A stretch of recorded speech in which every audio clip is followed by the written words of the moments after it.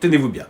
Alors, vous l'aurez peut-être remarqué, mais exceptionnellement, cette vidéo sera sponsorisée par YouTube, en y intégrant des publicités, et ce n'est pas pour rien.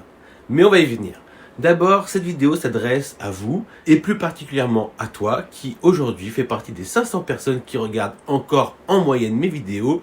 Vous êtes la base de cette chaîne, c'est vous qui la faites vivre, alors j'ai décidé de vous le rendre et de vous le rendre bien. Si je peux vous donner un conseil, restez jusqu'à la fin. Générique.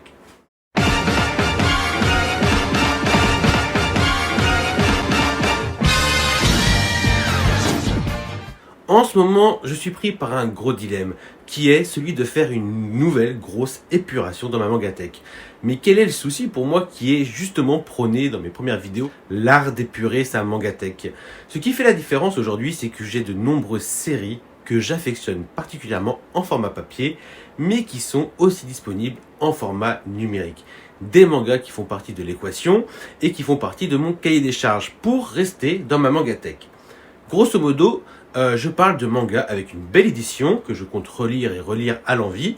Seulement voilà, l'enrichissement du catalogue numérique en France change la donne. J'ai toujours dit que j'étais pro-numérique, que je voyais ce médium comme un excellent complément à ma consommation de manga. Entendez-moi, il ne remplacera jamais totalement le papier. Par contre, il offre des avantages en complément non négligeables. Même si parfois je suis pris par le doute concernant certaines licences qui sont de vrais coups de cœur et que je souhaiterais exposer à mon regard et à l'envie, et à celui des autres. Même sans parler du prix spéculatif de certains titres qui leur donnent une valeur sentimentale ou pécuniaire encore plus importante. Et donc voilà où j'en suis avec des titres qui sont finalement sortis en format numérique alors que je les possède déjà en format papier. Pour certains, je ne me pose pas la question, avoir les deux me convient très bien. Et pour d'autres, la transition me tente et bien sûr, j'hésite. Pour vous donner un exemple, je pense au Tsukasa Ojo, et en particulier au Angel Heart, voire les Family Compo, ayant déjà vendu les 4 sizes. Et la définition en numérique est vraiment quali, elle apporte quelque chose de plus clean, de beaucoup plus clean que ce que propose Panini. Je pense aussi au Kingdom, mais j'ai la collection en coffret, donc c'est pas si dérangeant que ça niveau espace. Et j'ose pas penser à la série Doro et Doro, mais qui sait? Car j'ai vraiment envie d'être solidaire envers ces dernières licences sorties dans leur format numérique. Beaucoup pensent que le numérique en France c'est trop cher, mais ils ne se rendent pas compte de la chance qu'on a d'avoir de si petits prix en comparaison à d'autres pays. Alors oui, c'est toujours plus cher qu'un produit gratuit, mais après, à chacun son délire.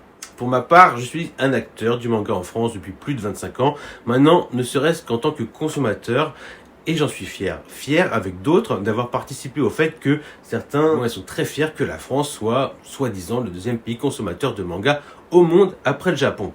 Enfin bon, tout ça pour vous dire que j'ai décidé de vous donner la chance de gagner un cadeau, et pas un petit, pour vous remercier de votre fidélité, et en échange, je ne vous demande pas de vous abonner à ma chaîne YouTube, ni à mon Insta, ou quoi que ce soit d'autre, ni de nommer qui que ce soit, hormis moi.